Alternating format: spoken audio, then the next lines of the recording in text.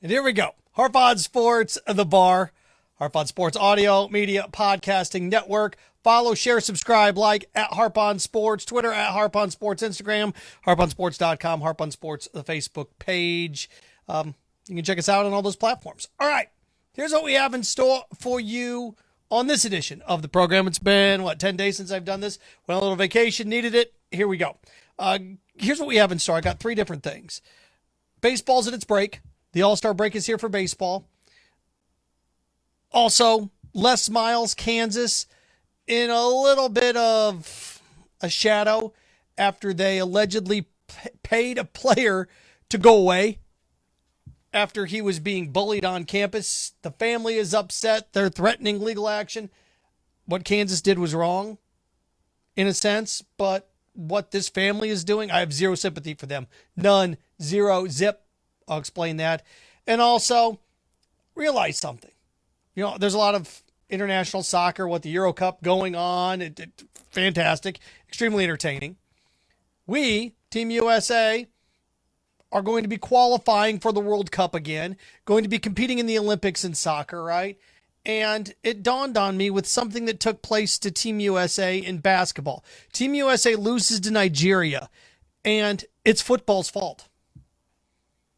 Yeah, I'm going to explain why it's football's fault that Team USA isn't getting better in other sports. So we're going to look at that as well. Where to start? Going to start with baseball and its All-Star game and its break. Okay. Here we are at the All-Star break, and baseball's in good shape. Baseball's in strong shape as it heads to the postseason. I was just looking at some numbers here. Think about this. Here's where we are standing-wise.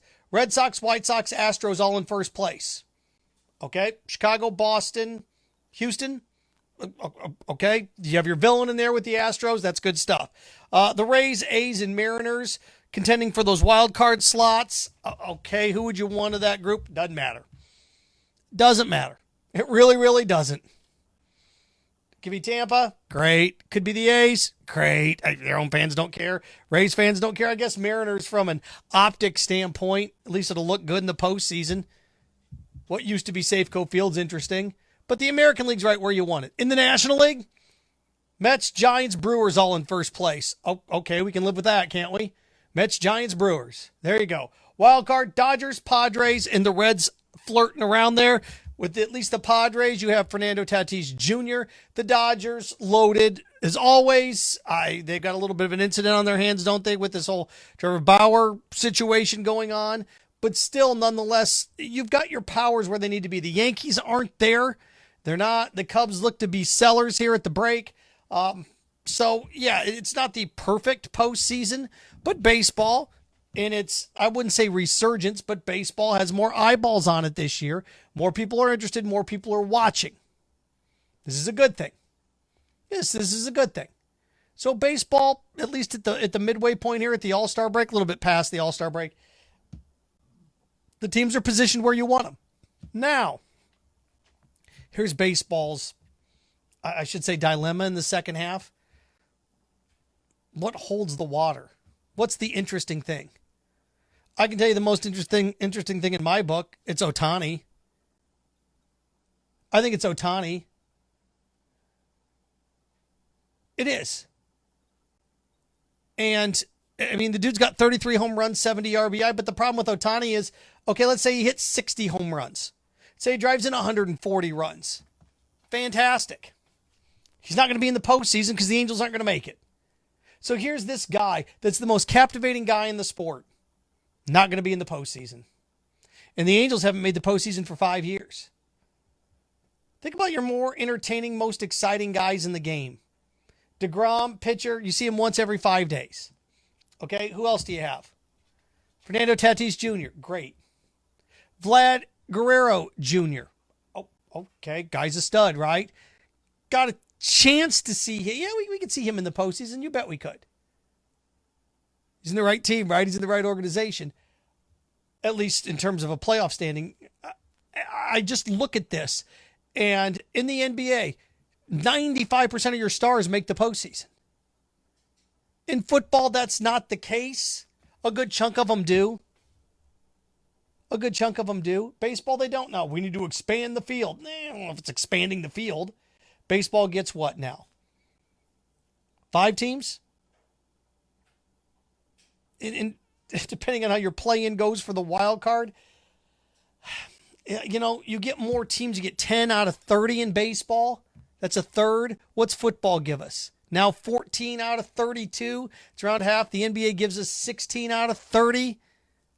Hockey gives us more than half. So you could expand it even more. Baseball did this last year. You just lead to sweeps in the first round. Now, we did have one upset last year when Cleveland got bounced early. But still, it's one of these things that even if you expanded it, here's what I thought was interesting. Even if you expanded it and went to 6 teams in each league, Angels still wouldn't make it. So the most exciting guy in the game, you know, Tatis is hanging on by a string with the Padres. Vlad Guerrero Jr., great. You've got these young stars that are coming up, and we may get to see both of those guys. But the most exciting guy in the game, the most captivating guy in the game, the Babe Ruth of this era, which he is. Ohtani is the Babe Ruth. We're not even going to see him. So my advice to Ohtani is don't re-sign with the Angels here after a year. Don't.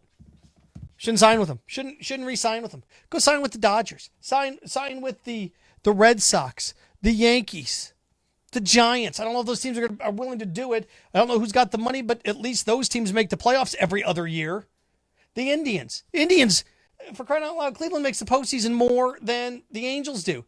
And the Angels have the best all-around player in the game, Mike Trout, and the Babe Ruth of this era. Now, Trout's been hurt. But here we are at the All-Star break, and you've got all these cool things, and the ratings are up, and more people are interested. But yet, you still scratch your temple a little bit and say, well, we're going to miss out on this major star in the postseason. It's where memories are made, right? Baseball's regular season is all about tracking down historic numbers, and everybody's pretty much done that. I don't know the next historic number that can be tracked down. I don't. What Zach Greinke's got, 218 wins? He's going to get to 382 more wins? Well, that's just stockpiling regular season stats. I don't know how you get there. Albert Pujols, yeah, he's with the Dodgers. He could get to 700 home runs next year, but see what I'm saying? We've been there and done that in a lot of these things. There's no special number. I've said time and time again, if baseball wants to capture the attention, now it's impossible to do it now because nobody's done it. If baseball wants to capture the attention and grab everybody's eyeballs all summer long, somebody's got to track down Joe DiMaggio. That's the last thing. Day in and day out, if somebody could track down Joe DiMaggio, and you don't have to get there, if somebody get to 40, 45, it'd be mesmerizing. But again, baseball at the break, it's a good thing. It's a step in the right direction. But if you're a big star, the Ohtanis of the world, the Trout, the Angels just don't make the postseason. They don't. So something to think about there. So we have that. A couple of other things too. And the next 2 things are football related. But one of them really doesn't have anything to do with football. Actually, they really both don't have anything to do with football on the field per se. On the field. I wrote this name down because I knew I would forget it. Caperton Humphrey. Chances are you've never heard of Caperton Humphrey. You're going to hear a lot about him this week. Caperton Humphrey was a football player at the University of Kansas. Kansas is probably the worst FBS football program in the country. It's awful. And Les Miles made it worse. Les Miles was fired. Kansas is a mess. Fine. Now we have this story that comes out on this Caperton Humphrey. Les Miles in Kansas apparently paid Caperton Humphrey to go away. That's according to a news story. And you can check this out. It's all over the place. That Caperton Humphrey, his family, was paid $50,000 in expenses. I want to make sure I get this right. They were paid $50,000 in expenses to leave campus, to hang it up. Why? Well, Kansas did something that was poorly thought out, and the Humphrey family did something that I find repulsive. I do. I find it repulsive. Kansas had a problem with Caperton Humphrey and his teammates. They didn't get along. Kaepernick and Humphrey said his teammates didn't like him. They loosened the lug nuts on the tire of his car, is what he said. They stormed into his residence and threatened him. Police were called, but no police report was filed. Kaepernick and Humphrey told on his teammates for selling marijuana, allegedly selling it, but he did. He narked them out. So you can kind of see where this is going, right? But my issue with all of this, right? LSU apparently $50,000 go away. Les Miles blew it by this archaic way of thinking. We're just going to settle it on the field. You guys settle it on the field. Well, it's 2021. It doesn't work that way anymore. It doesn't work that way anymore. Was it Chris James? Is that Craig James's kid that Mike Leach stuck in the closet or stuck in the shed? Big stink was raised. Mike Leach, Texas Tech, what a mess. Mike Leach eventually gone. Now, here's the issue with this. You settle it on the field. This is how, and it's tough in this day and era of how you settle this. You bring both sides in. You say, hey, knock it off. That's it. That's it. I hear one more thing out of either side when it comes to this. I hear one more thing. Loosening of the lug nuts. You guys going into his house of residence or his residence unannounced. No, done. I don't want to hear any more of it. You two get together. We're going to work this out right now. I'm tired of hearing this crap. That's how you approach it as a coach. You're going to get along. I'm going to kick all of you off the team. And that's what he probably should have done. He probably should have just got rid of everybody. But here's another layer to this. How is this story getting out? Well, the Humphrey family, after agreeing and signing a confidentiality agreement and taking the $50,000 in benefits, decided to tell everybody about it. One of the rules here, and I want to make sure I get this right. One of the stipulations of the $50,000 in benefits was to not publicly disparage the University of Kansas. Right or wrong, whether or not Kansas did the right thing, you agreed to it, you took the money, and you still squealed. You still talked. That's what a confidentiality agreement is. And look, your son never filed a police report.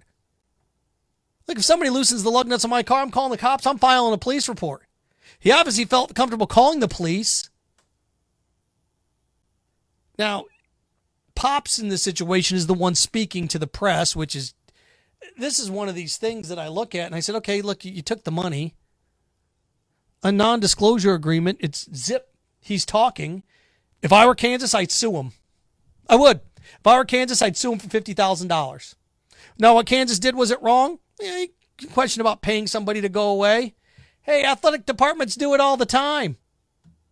Didn't that happen up in Tallahassee with a certain young lady? Jameis Winston, they pay her to be quiet? Athletic departments pay people all the time. Boosters pay to have guys fired. Here's the money. Go fire him. I know all too much about boosters, right? Boosters not a big fan of me. Why? Because boosters are some of the dirtiest people on the planet.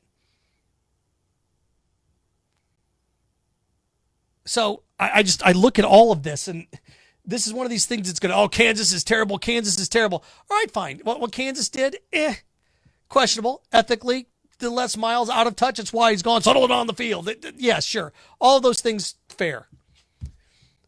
But if I pay you $50,000 and the agreement is you're not going to publicly disparage me, and then you go out and publicly disparage me, I want my money back. I would. If I were Kansas, I'd sue him. I'd sue him. Will they? I don't know. Kansas probably just wants this thing to go away. Now they're going to want, it's just bad publicity. It is. And these non-disclosure agreements, and going forward, if I were a school and I had a situation like this, I'd put it in writing. This is what we're going to do. We're going to pay you. If you publicly speak about this, you owe us 3 times as much money as we're paying you. I don't know if you can do that, but I put those terms in there. This is the issue that you have with like Peyton Manning and the former, was it the female trainer, that this kept coming up again and again, and he kept having to cut another check and cutting another check. It's like, okay, well, once I paid you once to be quiet, I got to pay you again. It's extortion, isn't it? Like, you don't have to pay. You want money? You think you were wrong? Fine. File charges. I don't, looking back on it, I don't know what the Kaepernick Humphrey family wanted Kansas to do. What they want them to do. They paid them to go away. They want them to kick these kids off the team. We'll file a police report. Then they've got a record. It's a criminal proceeding at this point. I don't. Jim writing NDAs result in NDRs. Yeah, you're right. You're right.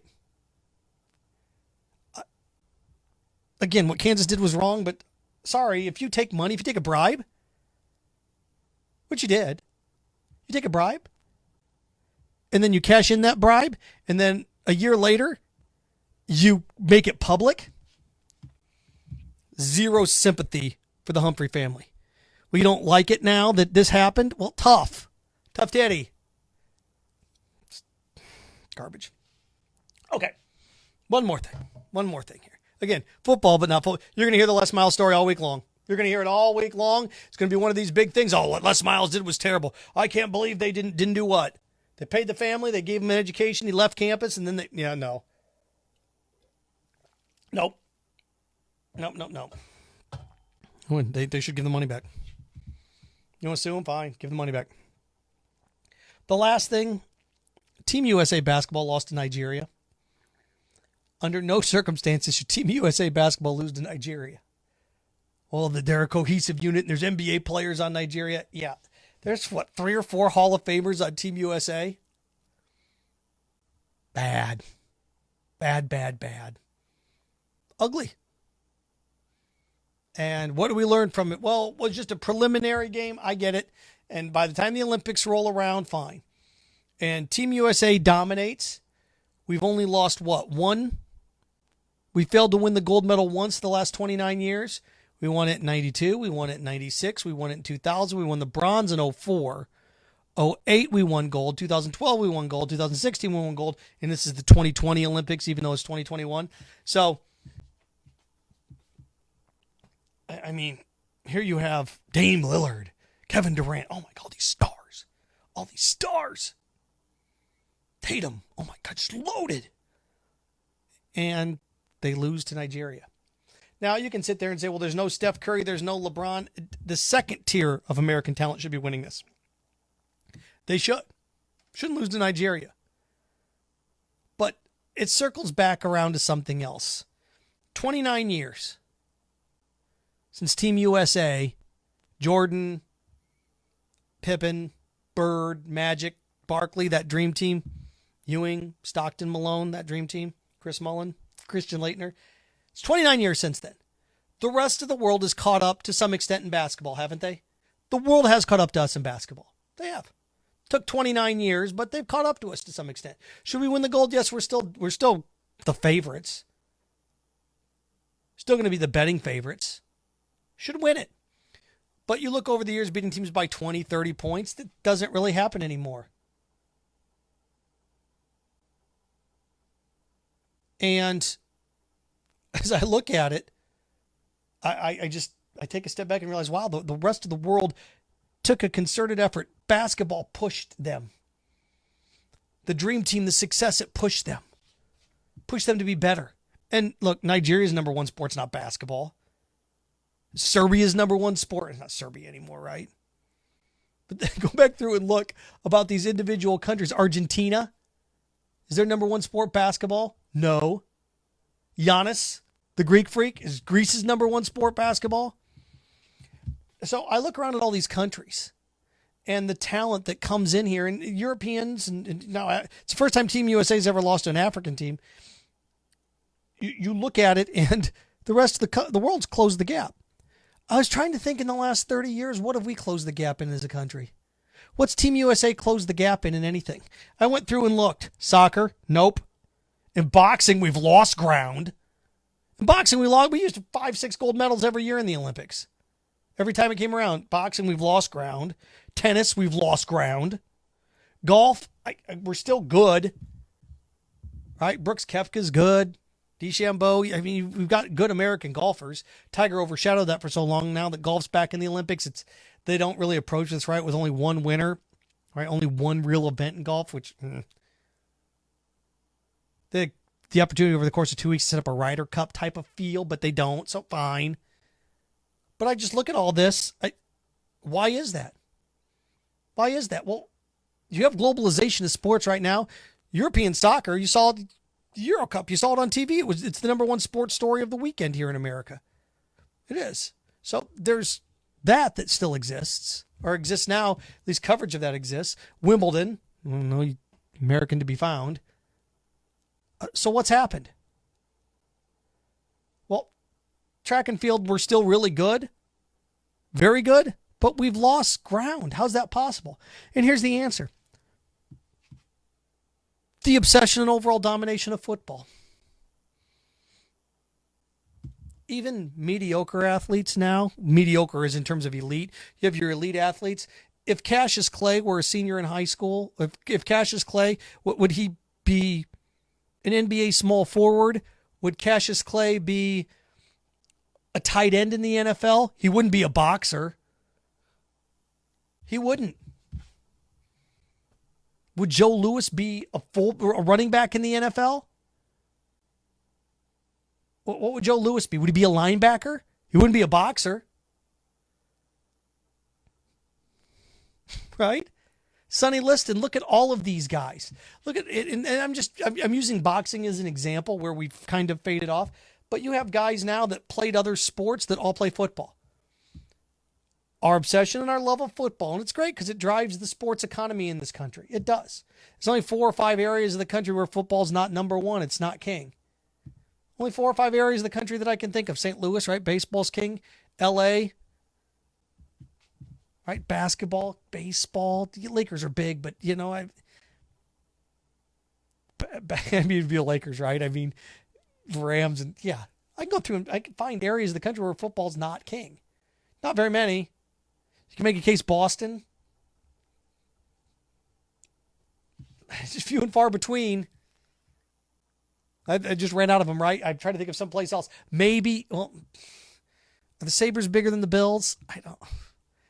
Minnesota, the Vikings bigger than the Wild? So as I went through and I looked at this, it's like, wow, we lost to Nigeria. How'd this happen? Well, what's this mean? The fact is we've closed, the rest of the world's closed the gap on us in basketball. We haven't closed the gap in soccer. We haven't closed the gap in other sports. Why? Because, our best athletes don't play those sports. That's true. That's true. But even our, let's say the top 10% all played football. Now the top 20% all play football. Our global, our dominance, our love affair with football has cost us boxing. It's cost us tennis. Because even think about, like, if you're a decent quarterback and also a tennis player, you're going to go play college football, right? Because how many full ride tennis scholarships are there out there? For crying out loud, baseball, these guys don't even get 100% scholarships. Basketball, you get 100% scholarships, and football, you get 100% scholarship, right? Other sports don't offer those. They don't offer complete full rides. Now, our women's sports have caught up, but men's sports, football. Why? Well, basketball, we're not dominating like we used to be. Yeah, the rest of the world caught up. They made a concerted effort to catch up. We haven't made a concerted effort to catch up in soccer. We've lost ground in boxing and tennis because our better athletes play football. Football comes at a cost. It has. And it's cost us the inability to close the gap on these other sports where these other countries have closed the gap on us. That's what the Team Nigeria win over Team USA shows me. All right, Harp on Sports, the bar, Harp on Sports, the podcast, audio, media, radio network. Follow, share, like, subscribe at Harp on Sports, Twitter at Harp on Sports, Instagram, harponsports.com, Harp on Sports, the Facebook page. You can listen to our podcast as well, Spotify, Apple Podcast, and Buzzsprout. So there you go. Remember, stay clean, stay focused, stay strong. Frankenstein, have fun with your friends.